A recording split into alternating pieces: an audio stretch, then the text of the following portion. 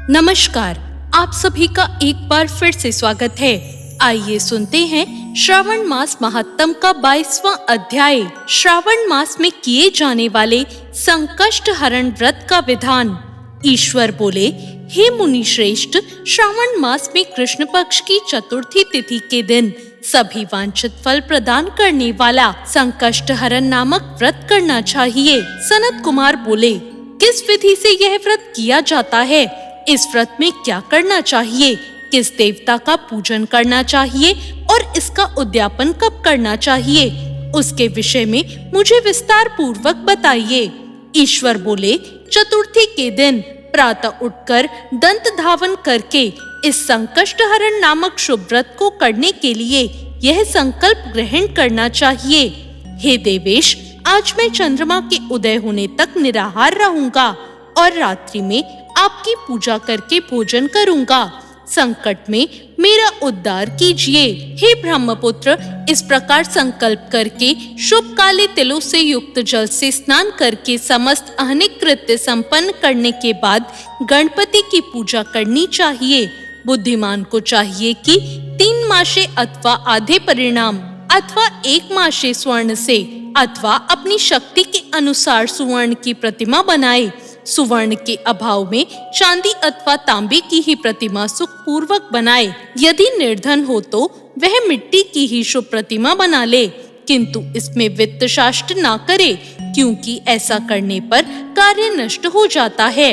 रम्य अष्टदल कमल पर जल से पूर्ण तथा वस्त्रयुक्त कलश स्थापित करें और उसके ऊपर पूर्ण पात्र रखकर उसमें वैदिक तथा तांत्रिक मंत्रों द्वारा 16 उपचारों से देवता की पूजा करें। हे विप्र, तिलयुक्त 10 उत्तम मोदक बनाएं। उनमें से 5 मोदक देवता को अर्पित करें और 5 मोदक ब्राह्मण को प्रदान करें। भक्ति भाव से उस विप्र की देवता की भांति पूजा करें और यथाशक्ति दक्षिणा देकर यह प्रार्थना करें, हे विप्रवरी, आपको नमस्कार है। हे देव, मैं आपको फल तथा दक्षिणा से युक्त 5 मोदक प्रदान करता हूँ। हे द्विज श्रेष्ठ, मेरी विपत्ति को दूर करने के लिए इसे ग्रहण कीजिए। हे विप्र रूप गणेश्वर, मेरे द्वारा जो भी न्यून अधिक अथवा द्रव्यहीन कृत्य हो गया हो वह सब पूर्णता को प्राप्त हो। इसके बाद स्वादिष्ट अन्न से ब्राह्मणों को प्रसन्नता पूर्वक भोजन कराएं। उसके बाद चंद्रमा को अर्घ प्रदान करें। उसका मंत्र प्रारंभ से सुनिए। हे क्षीरसागर से प्रादुर्भूत, हे सुधारूप, हे निशाकर, हे गणेश की प्रीति को बढ़ाने वाले, मेरे द्वारा दिए गए अर्घ को ग्रहण कीजिए। इस विधान के करने पर गणेश्वर प्रसन्न होते हैं और वांछित फल प्रदान करते हैं। अतः इस व्रत को अवश्य करना चाहिए। इस व्रत का अनुष्ठान करने से विद्यार्थी विद्या प्राप्त करता है, धन चाहने वाला धन प्राप्त करता है, पुत्र की अभिलाषा रखने वाला पुत्र प्राप्त करता है, मोक्ष चाहने वाला उत्तम गति प्राप्त करता है, कार्य की सिद्धि चाहने वाले का कार्य सिद्ध हो जाता है और रोगी रोग मुक्त हो जाता है। विपत्तियों में पड़े हुए, व्याकुल चित्त वाली, चिंता से ग्रस्त मन वाले तथा जिन्हें अपने सुसज्जनों का वियोग हो गया है, उन मनुष्यों का दुख दूर हो जाता है। यह व्रत मनुष्यों के सभी कष्ट का निवारण करने वाला, उन्हें सभी अभीष्ट फल प्रदान करने वाला, पुत्र पौत्र आदि देने वाला तथा सभी प्रकार की संपत्ति प्रदान करने वाला है। ओम नमो हर्म्याय मदमोदिताय संकष्ट से निवारणाय स्वाहा को बोलना चाहिए। बुद्धिमान व्यक्ति को चाहिए कि इंद्र आदि लोकपालों की सभी दिशाओं में पूजा करे। अब मैं मोदकों की दूसरी विधि आपको बताता हूँ। पके हुए मूंग तथा तिल से युक्त घी में पकाए गए तथा गरी के छोटे छोटे टुकड़ों से मिश्रित मोदक गणेश जी को अर्पित करें। उसके बाद दूर्वा के अंकुर लेकर इन नाम पदों से पृथक पृथक गणेश जी की पूजा करें। उन नामों को मुझसे सुनिए। हे गणाधीप, हे उमापुत्र, हे अग्निनाशन, हे एकदंत, हे इब्वक्त, हे मूषक वाहन, हे विनायक, हे ईशपुत्र, हे सर्व सिद्धि प्रदायक, हे विघ्नराज, हे सुकंद्रो, हे सर्व संकष्ट नाशन, हे लंबोदर, हे गणाध्यक्ष, हे गौर्यगमल संभव, हे धूमकेतो, हे भालचंद्र, हे सिंदूरासुरमर्दन, हे शूर्पकर्ण, आपको नमस्कार है। इस प्रकार इन 21 नामों से गणेश जी की पूजा करें। उसके बाद भक्ति से नम्र होकर प्रसन्न बुद्धि से गणेश देवता से इस प्रकार प्रार्थना करें। हे विघ्नराज, आपको नमस्कार है।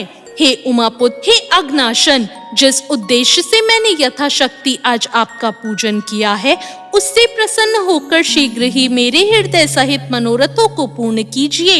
हे प्रभु, मेरे समक्ष उपस्थित विविध प्रकार के समस्त विघ्नों का नाश कीजिए। मैं यहाँ सभी कार्य आपकी कृपा से करता हूँ। मेरे शत्रुओं की बुद्धि का नाश कीजिए तथा मित्रों की उन्नति कीजिए। इसके बाद 108 आहुति देकर होम करें। इसके बाद व्रत की संपूर्णता के लिए मोदकों का वायन प्रदान करें। उस समय यह कहें, गणेश जी की प्रसन्नता के लिए मैं 7 लड्डुओं तथा 7 मोदकों का वायन फल सहित ब्राह्मण को प्रदान करता हूँ।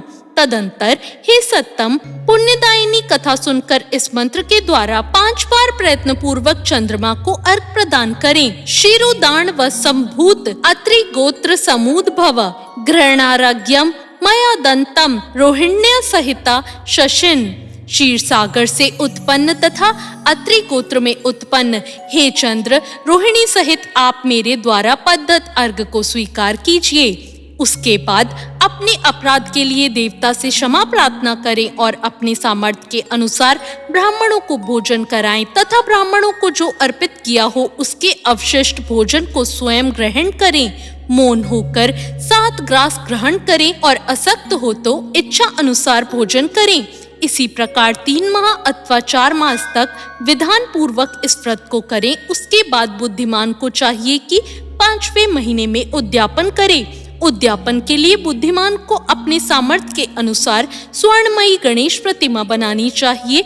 उसके बाद उस भक्ति संपन्न मनुष्य को पूर्वक विधान से चंदन, सुगंधित द्रव्य तथा अनेक प्रकार के सुंदर पुष्पों से पूजा करनी चाहिए और एकाग्रचित होकर नारिकेल फल से अर्घ प्रदान करना चाहिए।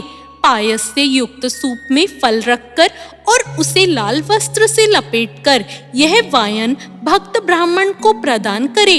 साथ ही स्वर्ण की गणपति की प्रतिमा भी दक्षिणा सहित उन्हें दें। व्रत की पूर्णता के लिए 1 आड़क तिल का दान करे। उसके बाद विघ्नेश प्रसन्न हो, ऐसा कहकर देवता से क्षमा प्रार्थना करें। इस प्रकार उद्यापन करने से अश्वमेघ यज्ञ का फल प्राप्त होता है और मनोवांछित सभी कार्य सिद्ध हो जाते हैं। हे सत्तम, पूर्व कल्प में स्कंद कुमार के चले जाने पर पार्वती ने मेरी आज्ञा से 4 महीने तक इस व्रत को किया था। तब 5वें महीने में पार्वती ने कार्तिकेय को प्राप्त किया था। समुद्रपान के समय अगस्त्य जी ने इस व्रत को किया था और 3 माह में विघ्नेश्वर की कृपा से उन्होंने सिद्धि को प्राप्त कर लिया। हे विपेंद्र, राजा नल के लिए दमयंती ने 6 महीने तक इस व्रत को किया था। तब नल को खोजती हुई दमयंती को वे मिल गए थे। जब चित्रलेखा अनिरुद्ध को बाणासुर के नगर में ले गई थी, तब वह कहाँ गया और उसे कौन ले गया, यह सोचकर प्रद्युम्न व्याकुल हो गए।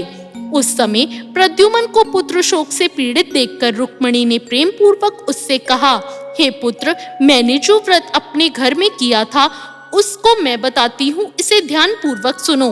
बहुत समय पहले जब राक्षस तुम्हें उठा ले गया था, तब तुम्हारे वियोग जन्य दुख के कारण मेरा हृदय विदीर्ण हो गया था। मैं सोचती थी कि मैं अपने पुत्र का अति सुंदर मुख कब देखूंगी। उस समय अन्य स्त्रियों के पुत्रों को देखकर मेरा हृदय विदीर्ण हो जाता था कि कहीं अवस्था साम्य से यह मेरा पुत्र तो नहीं। इसी चिंता में व्याकुल हुए मेरे अनेक वर्ष बीत गए। तब देवयोग से लोमेश मुनि मेरे घर आ गए। उन्होंने सभी चिंताओं को दूर करने वाला संकष्टी चतुर्थी का व्रत विधि पूर्वक मुझे बताया और मैंने 4 महीने तक इसे किया। उसी के प्रभाव से तुम शांबासुर को युद्ध में मारकर आ गए।